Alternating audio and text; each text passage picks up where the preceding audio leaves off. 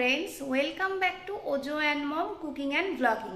আজকে নৃসিংহ চতুর্দশী। তোমাদের সবাইকে জানাই নৃসিংহ চতুর্দশীর অনেক অনেক শুভেচ্ছা আর অনেক অনেক অভিনন্দন। আজকে আমি আর ওজোর বাবা যাচ্ছি একটু নৃসিংহদেবতলায়, আমাদের কৃষ্ণনগরেরই একটুখানি কাছেই নৃসিংহদেবতলা, যেখানে গিয়ে আজকে আমরা পুজো দেবো। আর সেই উপলক্ষে একটা ছোট্ট ব্লগ তোমাদের সাথে শেয়ার করে নেব। আজকে ওজোকে নিয়ে যাচ্ছি না, কারণ বাইরে বেশ রোদ, আর ওকে পাঠিয়ে দিয়েছি ওর দিদার কাছে, পরে গিয়ে নিয়ে আসবো। তাহলে চলো দেরি না করে আজকের এই ব্লগটা আমি শুরু করি।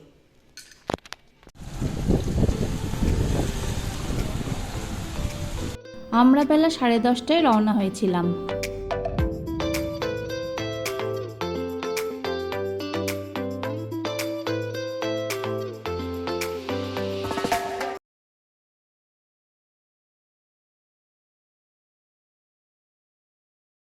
আমরা বেরোনোর আধ ঘন্টার মধ্যে পৌঁছে গেছিলাম ঠাকুরতলায়। আর ঠিক ঢোকার আগে ডান দিকে বিশাল সাইজের পুকুরটা খুব সুন্দর।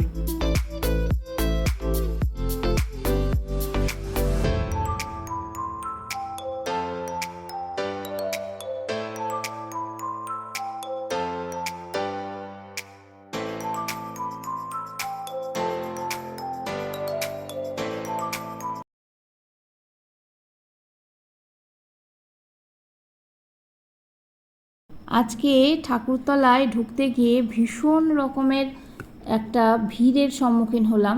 মানে প্রথমে তো মনে হচ্ছিল যে এই রকমই লোকজন থাকবে, আশেপাশে মেলাও বসেছে বেশ সুন্দর জমিয়ে। যত সামনে এগোতে থাকলাম ভিড় এত মারাত্মক আকার ধারণ করলো যে ভিতরে যাওয়ার আশা মোটামুটি ছেড়েই দিলাম। এই দেখো একেবারে মারামারি শুরু হয়ে গেছিলো, তো আমরা আর ভিতরে যেতে পারিনি। মূল মন্দিরের সামনের দিকে কীর্তন হচ্ছিল আর শক্তি পুজো হচ্ছিল, গোপাল পুজো হচ্ছিল। এই হচ্ছে তার দৃশ্য।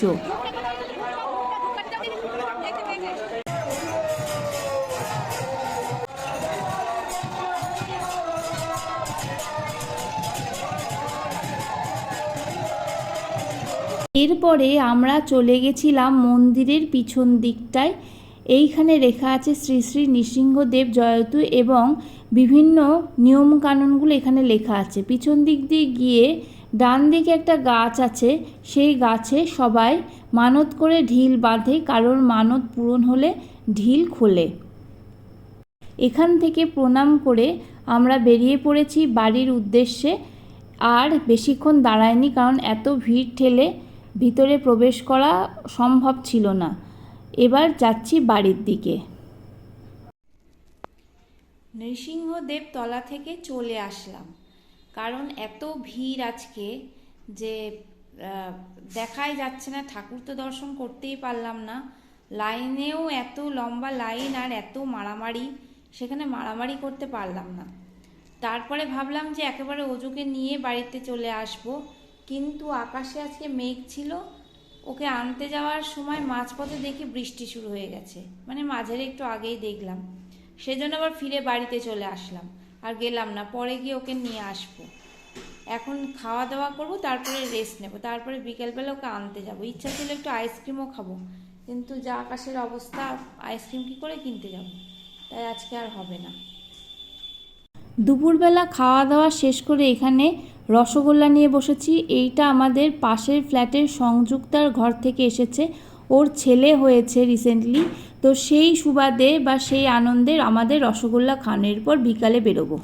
বিকাল 5:45 নাগাদ বেরিয়ে পড়েছিলাম ওজোকে আনতে, আর সেখান থেকে যাওয়ার পথে লোকনাথ বাবার মন্দিরে প্রণাম করতে দাঁড়িয়ে পড়েছিলাম। ও বাড়ির সামনেই একটা বিশাল বেলি গাছ, অনেক কুঁড়ি এসেছে, ফুল হলে ভালো লাগবে।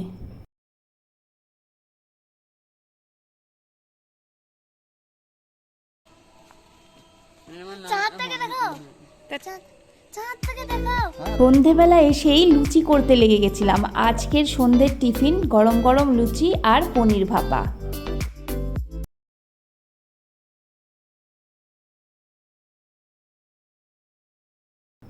আমি লুচিগুলো রুটি মেকারেই বেলে থাকি, এখানে আমার সুবিধা হয়। আর এই দেখো লুচিগুলো কি সুন্দর গোল গোল করে ফুলে উঠছে।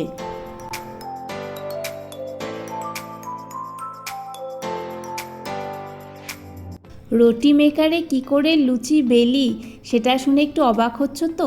আমার চ্যানেলে এই ভিডিও দেয়া আছে, অবশ্যই আমি ডেসক্রিপশান বক্সে তার লিঙ্কটা দিয়ে দেব। তোমরা অবশ্যই কিন্তু ভিজিট করে নিও, তাহলে তোমাদের কাজের অনেক সুবিধা হবে আর লুচিগুলো গোল গোল হয়ে ফুলবে। আমার এখানে গোল গোল ফোলা ফোলা লুচিগুলো একদম রেডি হয়ে গেছে। এবার ওজোকে আর ওজোর বাবাকে আমি লুচিগুলো দিয়ে দেব। এই যে ওজো চলে এসেছে, নিজের খাবার নিজে নিয়ে দৌড়ালো। আর এখানে ওজোর বাবার জন্য আমি নিয়ে যাচ্ছি লুচি, পনিরের তরকারি আর আলু ক্যাপসিকাম ভাজা।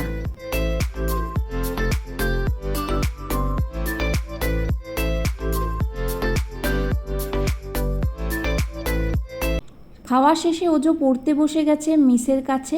আর আমি ভিডিওটা খুব একটা বড় করব না, রাত্রে খাওয়া দাওয়া সেরে তারপর তোমাদের সাথে কথা বলছি। আমাদের রাতের খাওয়া সমস্ত কমপ্লিট, সমস্ত কাজকর্ম গুছিয়ে ফেলেছি, এবার জাস্ট গিয়ে শোবো। আর এই ভিডিওটা এডিট করে আগামীকাল দেবো, আজকে আর দেওয়া সম্ভব না। এখন বাজে রাত্রে 11:10।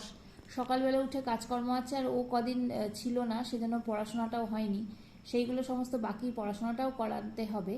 তো সেই জন্য আজকের ব্লগটা আমি এখানেই শেষ করছি। যদি ভালো লেগে থাকে অবশ্যই লাইক শেয়ার করো, কমেন্ট করো কেমন লাগলো। আর অবশ্যই আমার চ্যানেলটাকে একটু ভালোবেসো, পাশে থেকেই চ্যানেলটা সাবস্ক্রাইব করে নিও। তাহলে দেখা হচ্ছে next video. Till then, tata, bye by.